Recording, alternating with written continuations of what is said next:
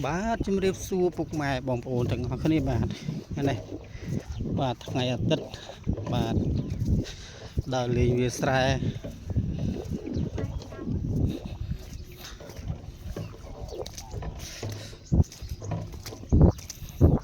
អត់តន់ចាស់បាទខ្ចី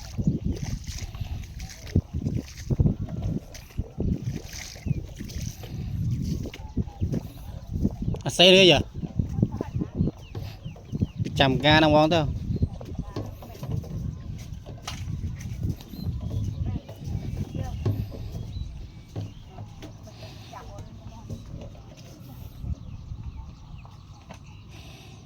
ចាស់នៅ